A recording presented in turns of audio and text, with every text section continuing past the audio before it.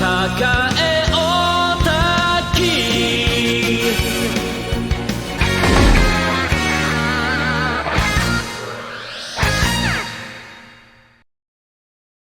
Em 1987, o Shotaro Shinomori e a Toei Company juntam forças na produção de uma nova série, Kamen Rider Black, que seria uma espécie de reboot da série de 1971, porém abordando outros temas.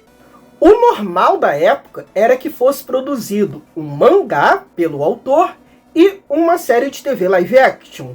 E por mais que essas versões fossem incompatíveis, porém complementares, esse caso ele é bem diferente, porque ela é uma versão completamente incompatível uma da outra, mantendo apenas os nomes iguais. Os visuais são tão incompatíveis que eu não consigo imaginar uma criança que assiste a série de TV se interessar pelo mangá com um visual completamente diferente e vice-versa. Porém, isso passa muito longe de ser uma reclamação, tá bom? A gente acabou ganhando duas versões de uma mesma história, muito diferentes e muito boas. Isso me lembra a época de ouro do Super Nintendo e do Mega Drive, onde saía um jogo com o mesmo nome, porém os jogos eram completamente diferentes para esses dois consoles. No mangá de Kamen Rider Black, a gente vê algumas ideias que o Shotaro Shinomori queria ter usado lá na sua série original de 71, só que ele acabou não conseguindo usar. Como, por exemplo, o herói ser igualmente monstruoso às criaturas que enfrenta, e não aquela forma mais harmonizada que parece uma pessoa vestindo uma armadura. Tanto que essa ideia em live action de um homem realmente virando um monstro e enfrentando outros monstros, o Shinomori só conseguiria aplicar lá em Kamen Rider Shin, e que infelizmente acabou fracassando comercialmente. Começamos o mangá acompanhando Minami Kotaro, o nome original de Isamu Minami, que é como o Kamen Rider Black ficou conhecido aqui no Brasil. O Kotaro ele está em Nova York completamente nu e sendo perseguido por uma pessoa. Porém, ele está sem memória, ele não sabe onde está e nem sabe por que está sendo perseguido. Ele foge para os esgotos e lá a gente conhece um grupo de repórteres que fazem um programa chamado Reverse World, do qual eles vão em vários lugares do mundo para investigar lendas urbanas e dizer se são verdades ou não. E em Nova York, eles estão investigando aquela lenda urbana de que existem crocodilos gigantes nos esgotos que saem à noite e atacam as pessoas. E ali, durante a história, a gente acaba descobrindo que o crocodilo gigante que ataca e mata as pessoas, na verdade, é um monstro crocodilo humano que, na verdade, é a verdadeira identidade daquela pessoa que estava perseguindo o Kotaro. Por puro instinto de sobrevivência, o Kotaro consegue assumir também uma forma monstruosa, no caso, um homem gafanhoto gigante, e consegue derrotar o vilão. Durante essa transformação, ele consegue recuperar uma parte da memória dele, que, no caso, são o seu nome e o fato de que ele é um japonês. O que acaba gerando mais dúvidas do porquê que ele está nos Estados Unidos, porque ele fala tão bem inglês e porque ele sabe lutar tão bem assim, a ponto de derrotar um cara que era muito maior do que ele. E é legal porque esse primeiro arco, sempre que vai revelar alguma coisa, acaba gerando ali uma outra dúvida do porquê que isso está acontecendo. Então é uma forma de prender bastante o leitor, que eu acho muito legal da parte do Shotaro Shinomori. O primeiro volume que saiu aqui engloba todo o primeiro arco da série, aonde a gente acompanha o Minami Kotaro viajando com a equipe da Reverse World por vários lugares do mundo, enfrentando diversas lendas locais. Acaba sendo uma espécie de Street Fighter Furry antes mesmo do Street Fighter. E aos poucos a gente vai descobrindo que esses monstros fazem parte de uma organização chamada Gorgon e que o Kotaro e o seu irmão adotivo Nobuhiko foram escolhidos e modificados para serem monstros que lutarão entre si e que o vencedor dessa batalha acabará assumindo a liderança da Gorgon. Tudo isso, claro, segundo uma profecia muito antiga de eras imemoráveis. Desse primeiro arco, eu destaco alguns capítulos, como por exemplo o quarto, do qual o Minami Kotaro vai visitar um cientista geneticista que fica super empolgado em dissecá-lo e estudá-lo, e você vai observando que a casa desse cientista é muito estranha, principalmente porque ele cuida de duas pessoas com visível atraso mental, e uma delas é uma adolescente que está grávida, o que já assoa todos os nossos alertas que esse cara é um abusador ou muito pior do que isso. Você sabe que tem alguma coisa estranha, você sabe que esse cara é mau, você suspeita que ele é da Gorgon, só que durante todo o episódio é mostrado um motoqueiro mascarado que usa um cachecol indo em direção de algum lugar que você não sabe onde que é. E no final desse capítulo, ele chega lá no laboratório e ele se mostra um homem gafanhoto. E ele vai lá e assassina o cientista. Ele foi enviado não exatamente para enfrentar o Kotaro. Ele foi lá para matar o cientista, que era um humano tão filha da mãe que até a Gorgon queria matar ele.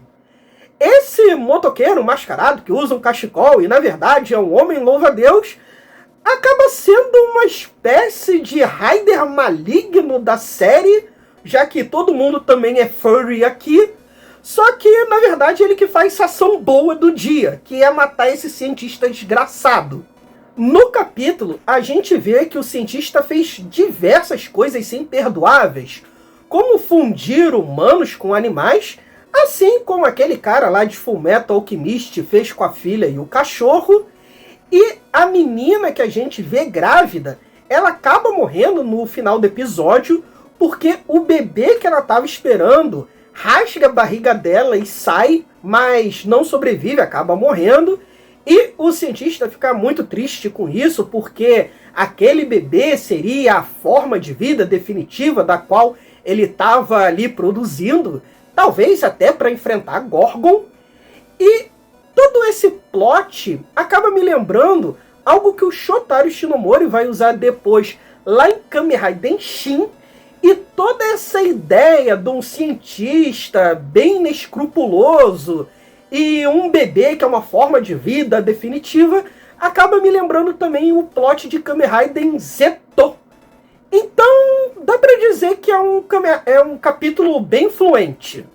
O capítulo 5 também é bem interessante, do qual o Kotaro vai até a sua casa e lá descobrimos o que a gente já sabe pela série da TV, que os pais dele morreram quando ele era um bebê e que ele foi adotado por uma família amiga da família dele, os Akizuki. Mas aqui não vemos um pai feliz porque um filho sobreviveu a uma grande tragédia, no caso aqui um acidente de avião. A gente vê, na verdade, um empresário preocupado se aquele dali não é um impostor querendo dar um golpe nele, ou mesmo se o seu filho adotivo não matou o seu filho de sangue para ter maior parte da herança. Também não vemos aqui um membro da Gorgon arrependido de ter enviado seus próprios filhos para a morte. Pelo contrário, você vê um cara preocupado em perder os privilégios que ele conseguiu justamente mandando seus filhos para a morte. E ele ativamente tenta durante todo o capítulo matar o Kotaro, porque com o Kotaro morto, o Nobuhiko seria o novo líder da Gorgon e isso lhe traria ainda mais benefícios. E ele também tenta a todo custo esconder qualquer coisa dessa organização da sua outra filha de sangue, a Kyoko, que com certeza é a filha favorita dele, né? Ele é, na verdade, o Monstro-Aranha, o primeiro inimigo que o Kamen Rider Black enfrenta na série de TV, e esse acaba sendo o único capítulo que tem uma rima mais visual e filosófica com a série que a gente viu lá na época da Manchete. No final do primeiro arco, o Kotaro ele faz uma espécie de treinamento de filme de Kung Fu para ele se aperfeiçoar para enfrentar inimigos da Gorgon. E antes dele concluir a última prova final, vários monstros o atacam, inclusive o seu mestre.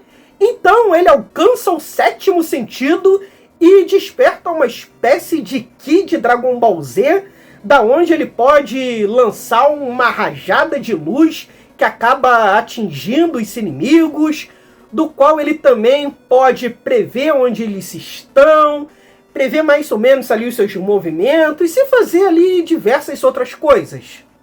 No segundo volume brasileiro, a gente entra num segundo arco. Quando a gente começa a ler o mangá, a gente acaba deduzindo que, por todo ele, o Kotaro vai seguir ali junto com o pessoal do Reverse World, viajando pelo mundo, enfrentando diversas lendas locais.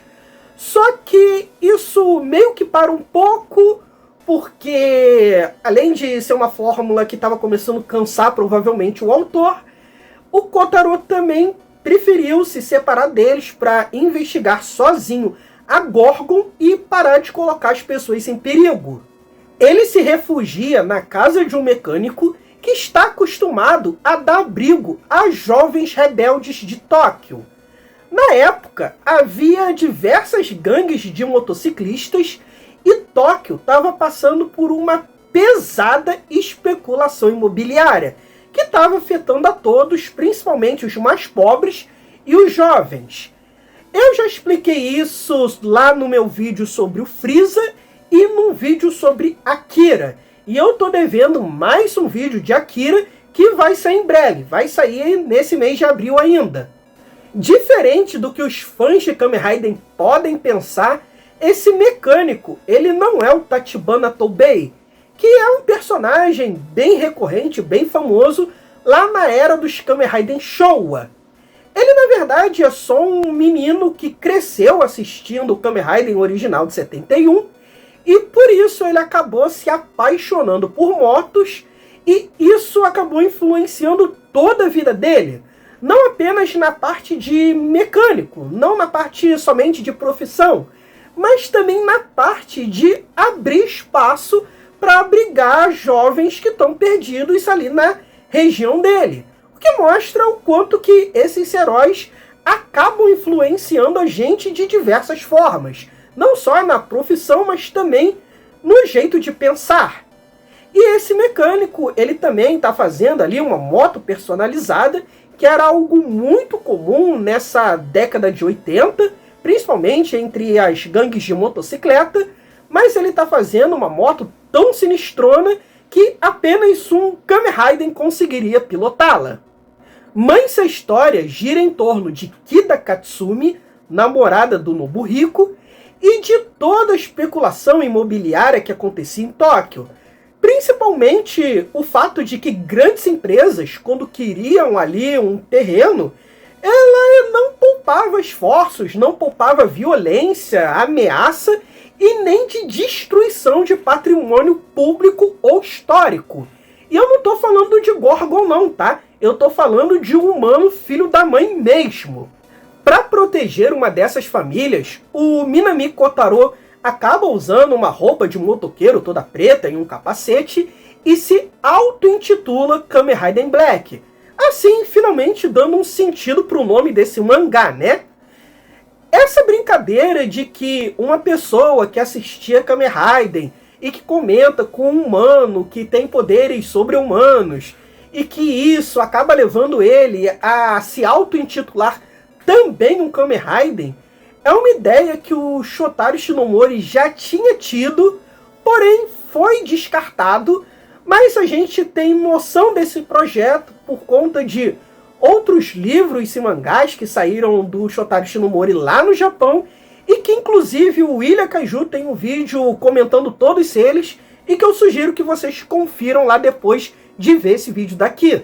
No final do capítulo, a namorada do Nobuhiko mostra que ela, na verdade, é um monstro da Gorgon que estava cometendo diversos assassinatos para tentar incriminar o Minami Kotaro.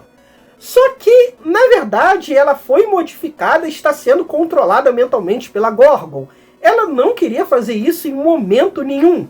E ela pede para o Kotaro matar ela. Mas a sua luta e a sua morte acaba sendo mostrada de forma indireta. E isso começa a ser cada vez mais comum no mangá daqui pra frente. Como o Kotaro ele começa a controlar aquele sétimo sentido e aquele ki, ele está muito superior aos monstros comuns da Gorgon. E ele acaba derrotando todos eles com bastante facilidade. Tanto que os capítulos daqui pra frente, ele vai acabar enfrentando outras criaturas mitológicas ou espécie de divindades, como o Shiza ou monstros da mitologia grega. Mas isso também passa uma outra sensação, que as lutas não são mais algo empolgante, são algo mais triste, algo banal, que o Kotaro está fazendo cada vez mais por obrigação e que já está de saco cheio daquilo. Talvez seja uma metalinguagem, pode ser que sim, mas eu gosto de pensar que o Kotaro só está cansado de lutar e cansado de tanta morte. Yamete Senpai! Se você gostou do vídeo até aqui, não deixe de curtir, compartilhar, se inscrever, mandar esse vídeo para 5 amigos e cogite ser um dos membros aqui do canal por apenas R$ 7,99, que você já tem conteúdos exclusivos. E conforme o número de membros for aumentando, eles poderão ser mensais, quinzenais ou semanais. É conteúdo pra caramba! Então não perca tempo e venha ser um membro já!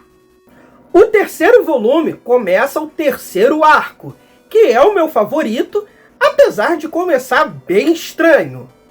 Os sobreviventes dos aborígenes, povo originário da Austrália, se conectam telepaticamente com Kotaro e mandam seu corpo astral para 30 anos no futuro, para lhe mostrar que a Gorgon venceu, destruiu toda a humanidade e quem governa é uma espécie de rei maligno que tem a mesma aparência de homem gafanhoto dele.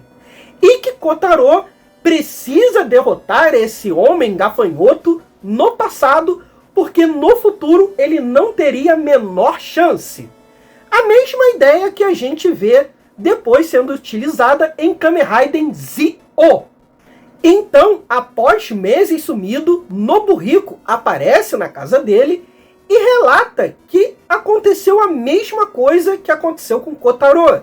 Ele despertou ali durante a operação, fugiu da Gorgon e também recebeu ajuda, que é de uma mulher que está o acompanhando até a sua casa em Kyoto. Então, a gente acaba pensando igual o pai do Nobuhiko lá no capítulo 5. Que esse cara daí só pode ser um impostor, tudo isso só pode ser um plano da Gorgon, e isso só é mais reforçado ainda, porque logo a mulher se revela realmente uma intrusa da Gorgon e tenta matar o Kotaro, então todas as suspeitas ficam super alerta em cima do pobre do Nobuhiko. Os capítulos seguintes são todos tentativas de assassinato do Kotaro, do Nobuhiko e da Kyoko. E todos eles parecem um plano da Gorgon para que o Kotaro comece a confiar mais no Nobuhiko, até porque ele ajuda a matar diversos desses monstros. Então temos um capítulo em que monstros deuses acabam atacando eles, e eles se estão metendo sarrafo ali no Kotaro, e o Nobuhiko ele consegue enfim despertar também sua forma monstruosa, que é um gafanhoto idêntico à forma do seu irmão. E juntos eles conseguem derrotar os monstros mais fortes da Gorgon, não uma, mas 2 vezes. O que acaba gerando uma outra dúvida na gente. Será que o Nobuhiko realmente é um vilão aliado a Gorgon? Será que ele não contou a verdade esse tempo todo e a gente que ficou suspeitando dele? Será que o rei maligno do futuro, na verdade, não é o próprio Kotaro? Então, temos mais uma viagem no tempo, da qual a gente descobre que a humanidade acabou regredindo e está morando nas cavernas, enquanto quem domina o mundo de fato são os monstros da Gorgon. E isso é uma releitura de uma outra obra do Shotaro Shinomori, que é o Gema Taisen. Em Gema Taisen, a gente acompanha um grupo de seres humanos com poderes psíquicos que se reuniram para derrotar uma entidade cósmica que está chegando à Terra, que é esse tal de Gema. Porém, no segundo arco de Gema Taisen, a gente descobre que esses humanos acabaram perdendo e a humanidade está morando nas cavernas e sendo dominadas por monstros. Isso acontece porque os seres humanos que acabaram sobrevivendo ao ataque do Gema, eles não conseguiram guardar ali todas essas informações tecnológicas e sociais da humanidade como ela estava ali naquela época. E a gente acabou regredindo milhares e milhares de anos, tanto socialmente quanto tecnologicamente. Gema Taisen é outra obra super influente do Shotaro Shinomori, que inspirou também outras obras muito famosas, como por exemplo o Akira, só que acaba sendo uma obra muito pouco debatida aqui no Ocidente. Mesmo ela tendo passado no Brasil, o povo parece que ignorou ela completamente. E se você quiser saber um pouco mais sobre ela, eu recomendo aí um outro vídeo do Ilha Kaiju. Esse meu vídeo aqui tá mais uma propaganda do canal dele do que qualquer outra coisa.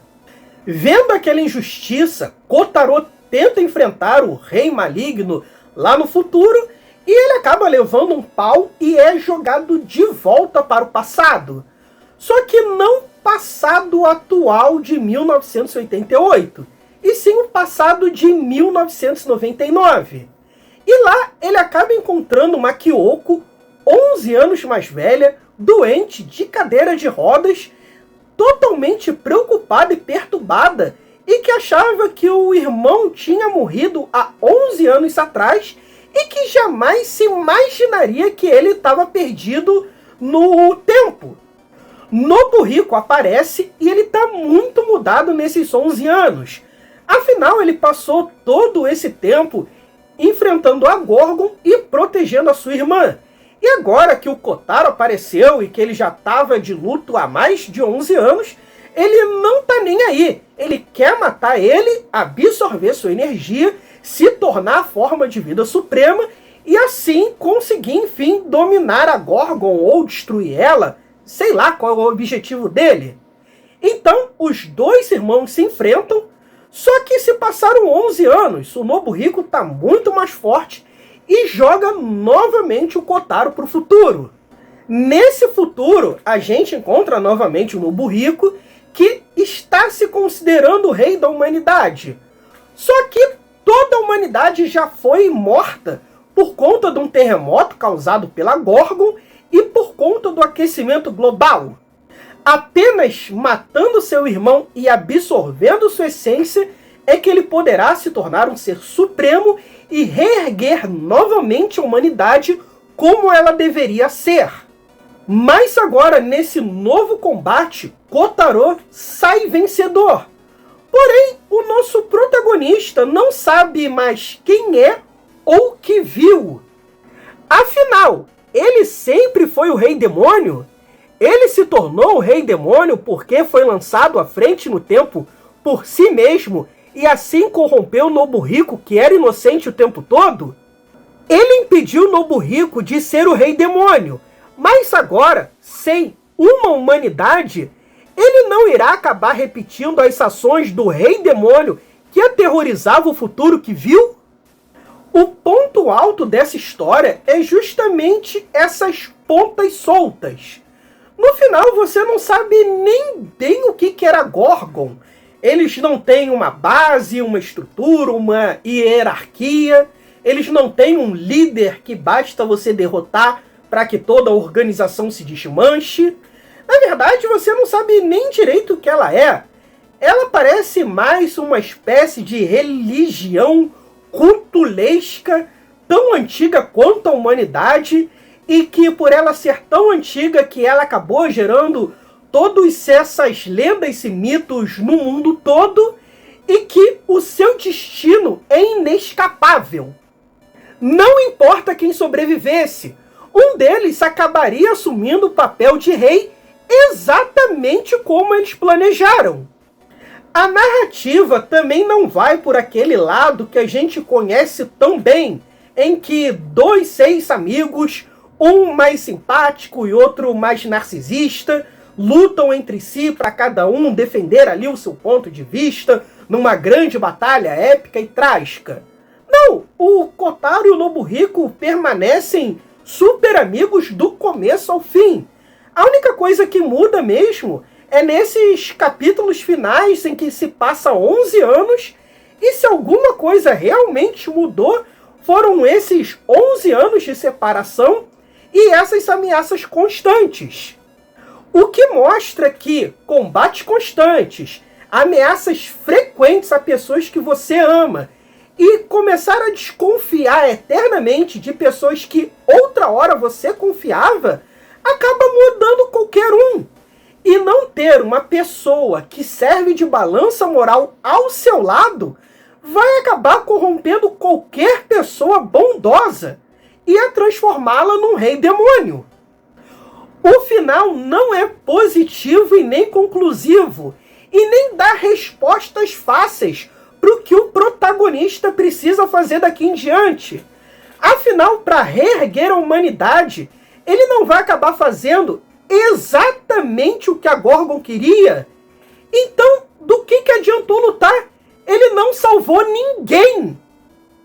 E lembra do que eu disse que as batalhas começam a ser mostradas de forma indireta?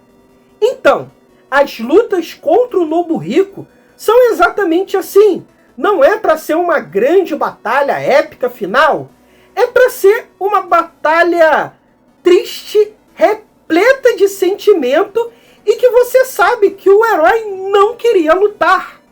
Essa luta final acaba sendo muito mais poética do que empolgante. E a cabeça do Nobuhiko voando acaba me lembrando o final da série de TV de X, 1999, do qual não importava que lado vencesse, o destino seria o mesmo. E eu tenho certeza que foi inspirada no final desse mangá daqui. Kamen Rider Black saiu todo aqui pela New Pop em 3 volumes. Não são tão caros, você consegue comprar isso aqui bem fácil lá na Amazon. Se te interessar, usa o nosso link aqui, porque dá uma força tremenda para o canal. E se você gostou desse conteúdo e não está querendo ir lá no canal do Ilha Caju, você pode conferir aqui o meu vídeo sobre política em Kamen Rider Black. No caso, a série de TV. Então é isso, até mais.